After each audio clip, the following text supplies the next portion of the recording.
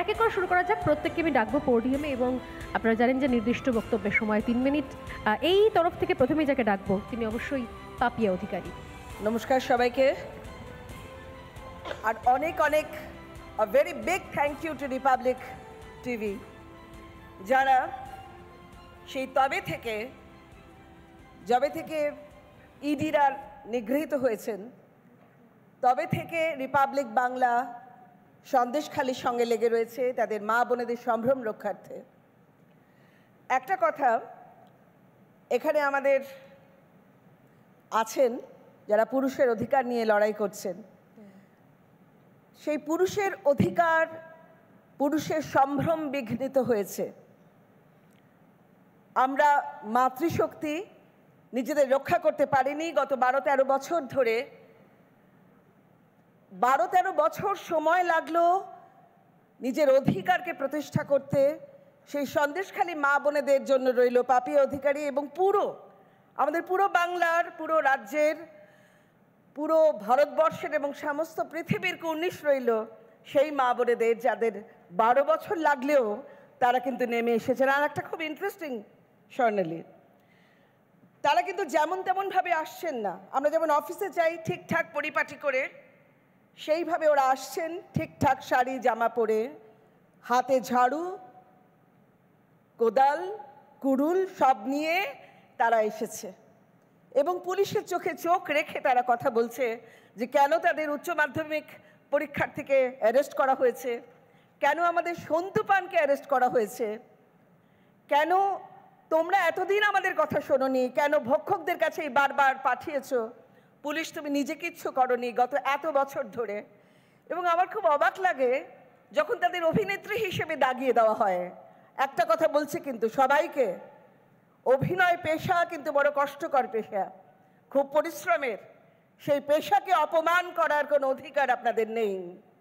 তাদেরকে অভিনেত্রী বলবেন না, কোনো মতেই বলবেন না, কারণ ছোটবেলা থেকে অভিনয় পেশার সঙ্গে জড়িয়ে আছে। এটা অত্যন্ত কঠিন একটি পেশা। আপনাদের সকলের পেশাকে নমস্কার জানিয়ে বলছি, প্রতি মুহূর্তের অনিশ্চয়তার সাথে আমাদের লড়াই করতে হয়। এবং যে মহিলাগুলো, এই পিঙ্কি একটি বাচ্চা মেয়ের পায়ে হাত দিয়ে বলছে যে আপনারা এসেছেন, এতদিনে আমাদের কিছু হবে, এতদিনে বোধহয় আমরা সুবিচার পাবো।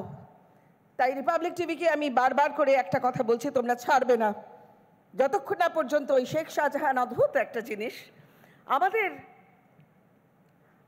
আমাদের যারা সেলিব্রিটি বিধায়ক কিংবা সাংসদ, তারা নাকি নানা রকম গন্ধ পাচ্ছেন। তারা বলছেন এর মধ্যে অভিনয় থাকতে পারে, এর মধ্যে বিজেপির লোকজনরা থাকতে পারে। একটা কথা, মা বোনেরা যখন নিজেদের নির্যাতনের কথা বলছেন তখন কিন্তু আমাদের তৃণমূলের নায়করা, আমি নায়কই বলবো তাদের, আমাদের তৃণমূলের নায়করা কিন্তু তাদেরকে নির্যাতিতা বলছেন না, তাদেরকে বলছেন তারা ধর্ষিতা। এই কথাগুলো বলবার জন্য 21শে ফেব্রুয়ারি জাস্ট গেছে। আপনাদের মুখ্যমন্ত্রী থেকে শুরু করে সকলে এত খারাপ খারাপ কথা বলছেন বিরোধীদের। এই খারাপ কথাগুলো একটু সংযত করুন, মা বোনেদের সম্ভ্রম যাতে লঙ্ঘিত না হয় সেটা চেষ্টা করুন, সেটা দেখবার। এবং অনর্থক তাদের অভিনেত্রী বলে দাগিয়ে দেবেন না। নমস্কার। বেশ, এক এক করে শুরু করা যাক। প্রত্যেককে আমি ডাকবো পোডিয়ামে এবং আপনারা জানেন যে নির্দিষ্ট বক্তব্যের সময় 3 মিনিট। এই তরফ থেকে প্রথমেই যাকে ডাকবো তিনি অবশ্যই পাপিয়া অধিকারী। নমস্কার সবাইকে। আর অনেক অনেক very big thank you to Republic TV, যারা সেই যবে থেকে ইডিরা নিগৃহীত হয়েছেন তবে থেকে রিপাবলিক বাংলা সন্দেশখালির সঙ্গে লেগে রয়েছে তাদের মা বোনেদের সম্ভ্রম রক্ষার্থে। একটা কথা, এখানে আমাদের আছেন যারা পুরুষের অধিকার নিয়ে লড়াই করছেন, সেই পুরুষের অধিকার, পুরুষের সম্ভ্রম বিঘ্নিত হয়েছে। আমরা মাতৃশক্তি নিজেদের রক্ষা করতে পারিনি গত 12-13 বছর ধরে। 12-13 বছর সময় লাগলো নিজের অধিকারকে প্রতিষ্ঠা করতে।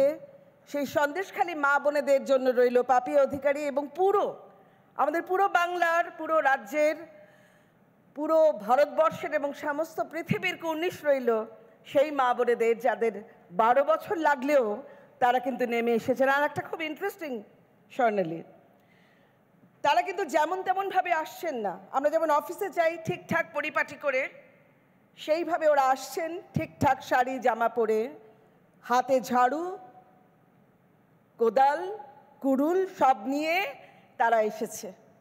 এবং পুলিশের চোখে চোখ রেখে তারা কথা বলছে যে কেন তাদের উচ্চ মাধ্যমিক পরীক্ষার্থীকে অ্যারেস্ট করা হয়েছে, কেন আমাদের সন্তু পানকে অ্যারেস্ট করা হয়েছে, কেন তোমরা এতদিন আমাদের কথা শোনোনি, কেন ভক্ষকদের কাছেই বারবার পাঠিয়েছো, পুলিশ তুমি নিজে কিচ্ছু করনি গত এত বছর ধরে। এবং আমার খুব অবাক লাগে যখন তাদের অভিনেত্রী হিসেবে দাগিয়ে দেওয়া হয়।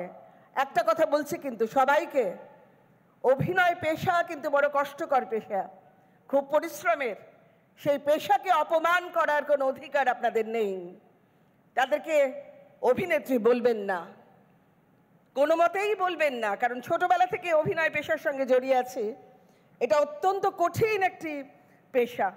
আপনাদের সকলের পেশাকে নমস্কার জানিয়ে বলছি, প্রতি মুহূর্তের অনিশ্চয়তার সাথে আমাদের লড়াই করতে হয়।